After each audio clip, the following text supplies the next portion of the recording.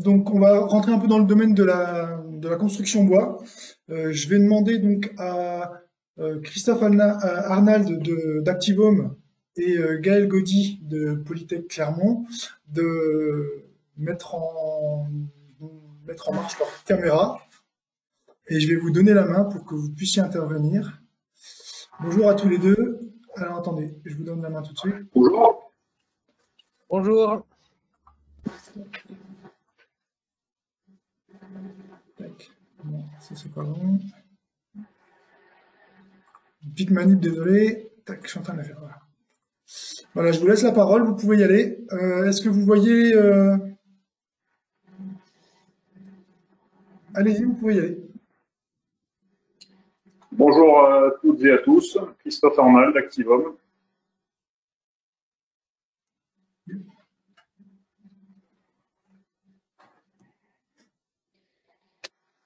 Bonjour Gaël Gaudy, excusez-moi, de Polytech Clermont-Ferrand pour la plateforme MSGC. Donc, si j'ai bien compris, Nicolas, c'est moi qui vais faire passer les diapos pour tout le monde. C'est ça, exactement. Je te laisse la main. Ça marche. Donc, je laisse la main à Christophe pour commencer la présentation. Eh bien, si tu peux lancer la diapositive suivante, du coup, merci. Donc, expliquer rapidement qui nous sommes, Activum. Donc, on est une société industrielle qui est basée dans l'Allier, également comme Florent tout à l'heure, que je salue d'ailleurs de Trois-Bois. Je vois que le diaporama tourne tout seul, par contre, ce serait bien de revenir sur le... Merci Gaël. Donc, on a mis au point un procédé industriel de préfabrication d'ossature bois-paille. Donc, notre objectif, c'est pas de produire en tant que tel, même si c'est ce qu'on fait sur cette première usine dans l'Allier, bien sûr, pour montrer la viabilité du procédé et du modèle économique, mais on est avant tout fabricant de machines, une machine spéciale et des outillages qui ont été développés pour permettre un changement d'échelle de la construction paille en apportant des capacités de production et de la compétitivité économique. Donc, tu peux passer sur le diapo suivant, s'il te plaît.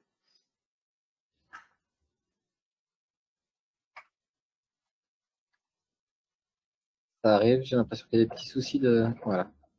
Alors voilà, et clairement, pour expliquer la finalité du modèle économique, c'est de s'inscrire dans une démarche d'économie circulaire en restant sur une logique de territorialité, paille locale, bois local autant que possible, évidemment également, préfabrication locale et construction locale à l'échelle nationale et internationale. Donc, on a une première vente qui est effective dans les Hauts-de-France, où une deuxième usine démarrera sa production dans quelques semaines.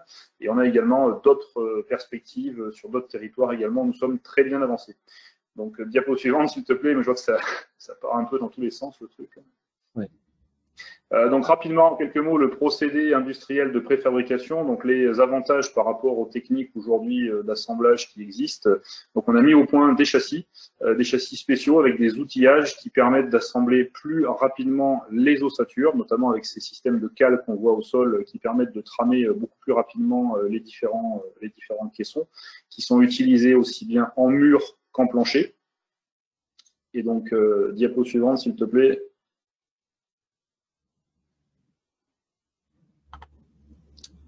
J'ai l'impression que voilà. Voilà. Et donc, diapo suivante présente rapidement la machine de remplissage, où là, en fait, on a un gain sur les conditions de travail, bien sûr. On a un gain sur la partie remplissage de manière constante, puisqu'on aura une qualité de remplissage constante dans toutes les étapes du procédé.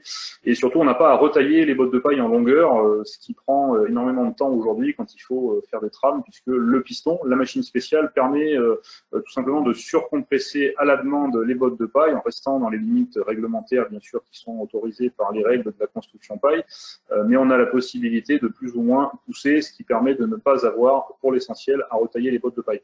Et donc, tout ça permet également, on voit qu'on a des poutres en I utilisées avec une âme non isolée, parce qu'on peut garantir un parfait remplissage de par la surcompression qu'on ajoute grâce à cette machine spéciale. Donc, entre les outils spéciaux, les matériaux qu'on peut utiliser et le fait de ne pas avoir à retailler les bottes de paille, c'est cet ensemble qui apporte une performance économique par rapport à ce qui existe aujourd'hui sur le marché. Voilà. Je vais poser rapidement le décor du procédé.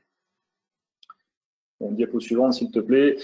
Donc rapidement, oui, voilà, nous on est clairement compatible RE 2020 puisqu'on est bas carbone, on est sur des productions d'ossature bois paille qui ont en tant que tel un bilan carbone négatif. Donc on est sur des solutions extrêmement bas carbone avec des performances de confort d'été et de confort d'hiver également très intéressantes. Le déphasage thermique est d'ailleurs un des points forts principaux de la paille. Et on est d'emblée, nous, sur une performance économique qui nous rend compatible avec des prix de marché puisque malgré tout, le bâtiment est un secteur contraint par des problèmes économiques. C'est quand même aujourd'hui un des critères principaux de décision des maîtres d'ouvrage, l'argent. Et donc, on est capable aujourd'hui d'apporter une solution à la fois environnementale et économique. Voilà, et on est sur un modèle d'économie circulaire assez particulier puisqu'on est sur un triptyque assez original de monde agricole, de monde industriel et du monde de la construction. Aujourd'hui, notre objectif, c'est de faire en sorte de mailler ce genre d'acteurs, de les relier entre eux. Nos premiers clients, d'ailleurs, Hauts-de-France, sont des céréaliers qui ont de la paille aujourd'hui en quantité très importante, qui n'est pas valorisée pour l'essentiel. Cette paille, aujourd'hui, ils peuvent la valoriser plus cher que le blé, donc c'est plus qu'un complément de revenu, et ça permettra également ce projet de créer des emplois industriels durables, notre objectif étant de reconvertir pour l'essentiel des friches industrielles.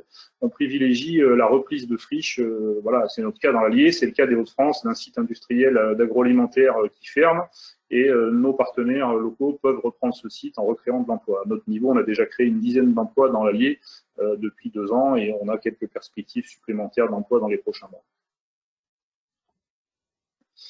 Donc ActivePaille dont je parlais, voilà, premier client machine qui démarre sa production dans quelques semaines dans les Hauts-de-France. Alors après, c'est quelques exemples. Voilà, c'est une photothèque rapide. Qu'est-ce qu'on fait? Donc en usine, on produit des ossatures bois paille, murs, plancher, éléments de toiture. On est en préfabrication, donc il y a un gain de temps important sur les conditions de chantier, puisqu'on raccourcit fortement les contraintes de chantier en termes de délai de mise en œuvre. On est pratiquement dans ces chantiers-là sur du zéro déchet, à part quelques scotch qui permettent la liaison des caissons pour le traitement de l'étanchéité à l'air. On ne génère pratiquement aucun déchet, donc c'est aussi un des points forts du procédé. On est sur des projets extrêmement variés, aussi bien de la maison d'habitation que du bâtiment industriel. Parmi nos premières références, on a le groupe L'Oréal qui construit dans les Hauts-de-France, sur leur site industriel de Caudry, un bâtiment industriel destiné à stocker des produits inflammables. Et la paille a été choisie, puisque même si c'est contre-intuitif, la paille est une matière compactée, classée ininflammable. Et donc c'est pour cette raison-là, entre autres, et pour son excellente thermique, que le groupe L'Oréal, ayant choisi en maîtrise d'œuvre Vinci, nous a confié cette réalisation d'un bâtiment industriel où on a un peu plus de 1300 mètres carrés d'ossature bois paille. Voilà, quelques photos également qui illustrent ce chantier, voilà, de la paille à l'usine, puisque voilà, la paille a été collectée d'ailleurs à quelques kilomètres seulement du projet. Voilà, on est sur des conditions de levage voilà, classiques sur l'ossature bois paille. On n'a pas d'ailleurs révolutionné grand-chose sur l'ossature bois paille, puisque d'autres le font également très bien ailleurs depuis de nombreuses années, avec des techniques d'assemblage plutôt manuelles. Donc là, c'est un autre chantier également dans l'Allier. C'est le bâtiment en haut à gauche qui fera l'objet de l'instrumentation, et je laisserai ensuite bien sûr la parole à Gaël pour expliquer l'intérêt de cette démarche. Voilà, là c'est des chantiers également qui ont été réalisés, donc de la maison d'habitation en région PACA. Les photos suivantes, on est sur une extension de musée sur un bâtiment tertiaire dans l'Allier. Voilà, photo suivante également. Donc les finitions, après voilà, le second œuvre et la partie amont ne relèvent pas de nos compétences. Donc nous on fait des bâtiments prêts à finir pour que les artisans habituels puissent intervenir sur les lots. Donc là c'est une maison également, celle-ci en Ardèche, qui a été faite récemment, où l'ensemble des murs ont été posés en 2 jours. Donc Activum est une PME totalement indépendante qui est détenue par des personnes issues de l'industrie pour une partie et aussi du bâtiment.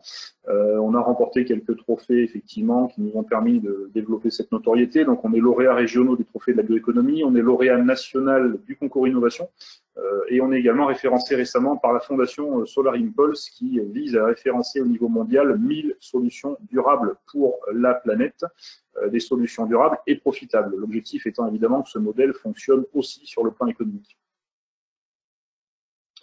Et donc, j'introduis bien sûr la discussion et la présentation que va faire Gaël. Donc, on a souhaité, sur ce bâtiment témoin dans l'Allier, qui a été notre première réalisation, mettre en place un monitoring, mettre en place des capteurs, des sondes qui permettent de faire de l'acquisition structurale, thermique, évidemment, tout simplement pour apporter des éléments scientifiques et pour apporter des preuves, des allégations qu'on peut avoir sur la paille, même si bien sûr des études, des essais ont été déjà réalisés par bien d'autres sociétés. On a souhaité, nous, le mettre en place à l'échelle de ce bâtiment. Donc, ce bâtiment a déjà été en partie instrumenté. Beaucoup de travail encore reste à faire. Mais on a déjà des résultats très probants, aussi bien en thermique qu'en qualité de l'air et notamment en hygrométrie. Et donc, on a souhaité justement, pour se différencier aussi d'autres acteurs, apporter cette instrumentation qui nous permet d'avoir également une matière scientifique à fournir à des clients, des bureaux d'études qui s'interrogent fortement sur la paille. Voilà. Je vais laisser la parole à Gaël. Oui, bonjour à tous. Donc, je m'appelle Gaël Gaudy. Je suis responsable technique de la plateforme d'essai MSGC, qui est une plateforme de Polytech Clermont-Ferrand. Donc, nos domaines d'activité, donc c'est globalement les différents domaines liés au génie civil, que ça soit concernant les structures, les sols, milieux granulaires, ou encore les matériaux de construction, que ce soit classique ou biosourcés.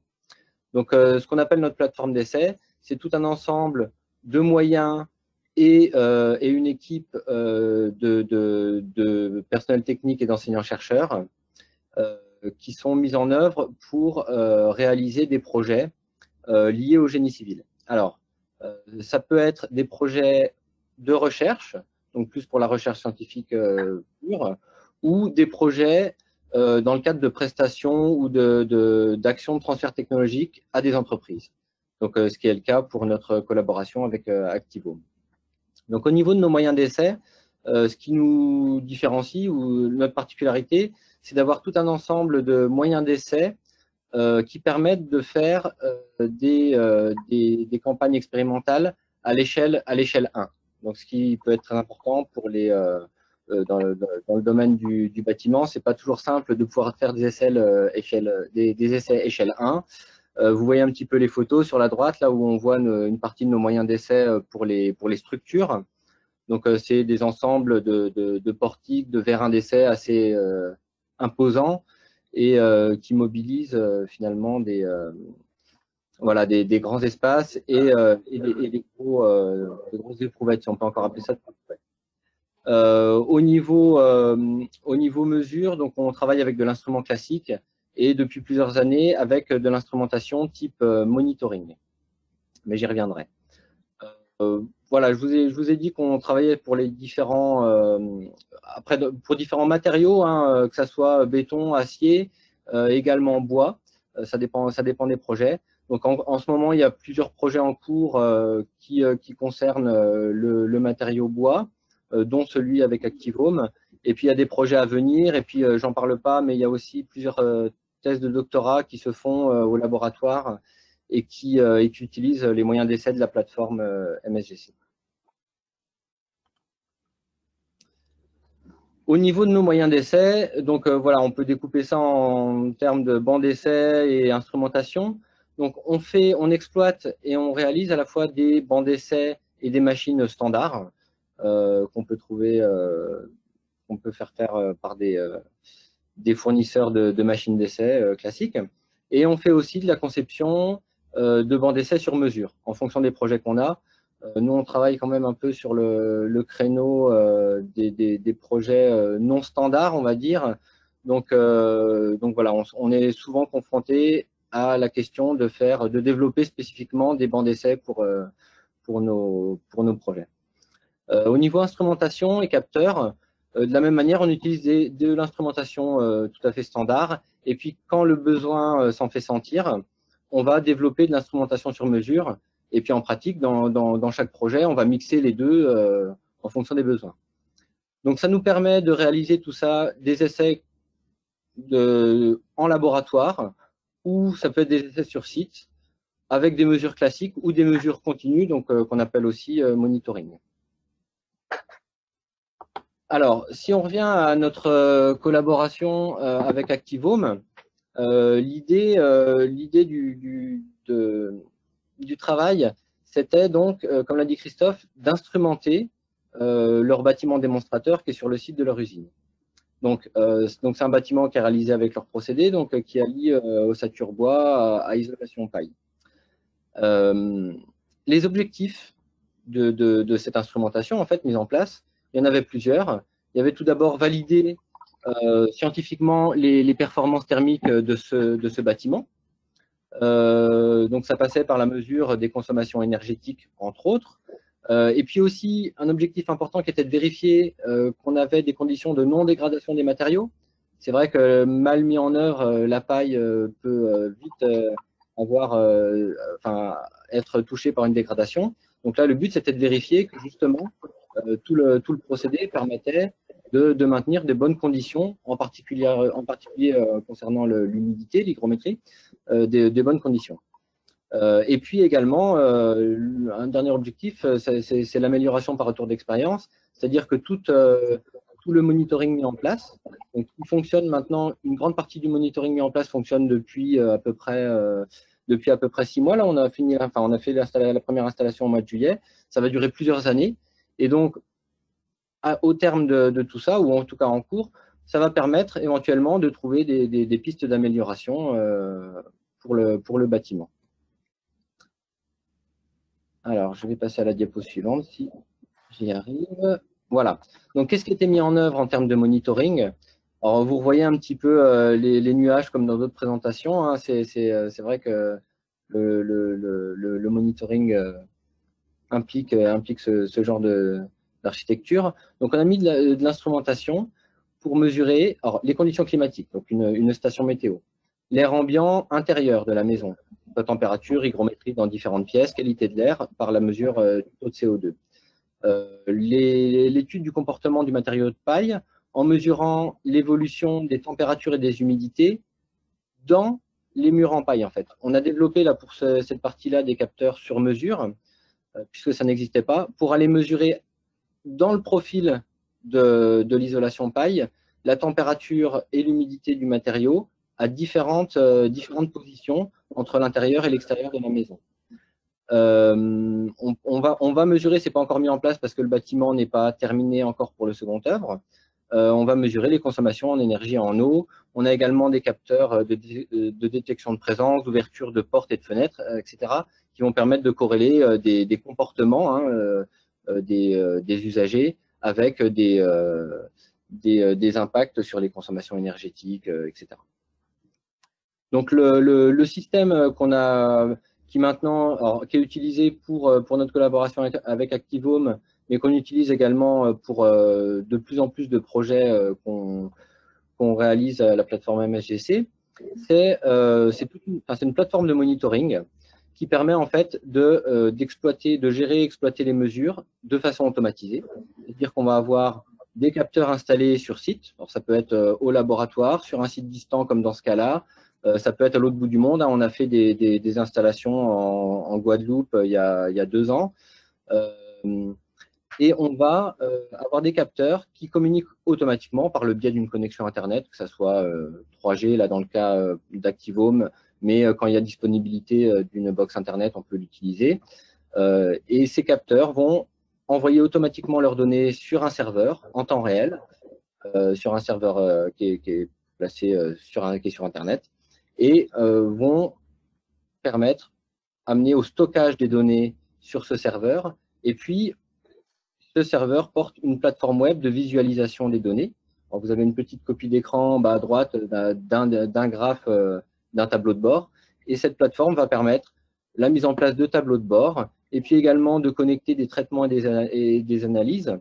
Là, ici, le but était de pouvoir avoir des analyses scientifiques possibles, en particulier, par exemple, de pouvoir réinjecter les mesures effectuées dans des modèles de thermique du bâtiment, ce qui va être fait là, dans ce cas-là par une doctorante qui est en cours qui commence le travail là.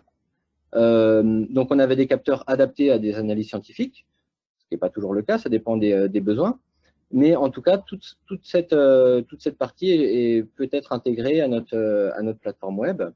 Donc voilà, après, les objectifs du système globalement qu'on développe, c'est de permettre d'avoir accès à des tableaux de bord avec différents niveaux d'accès. Je dirais ça peut être pour les usagers lambda du bâtiment, ça peut être pour des exploitants du bâtiment ou, qui vont avoir besoin d'un peu plus de détails ou de choses différentes en termes de visualisation, ou alors voilà, des utilisateurs plutôt orientés recherche ou scientifiques qui vont récupérer des données brutes, les exploiter, réinjecter des nouvelles données pour le système.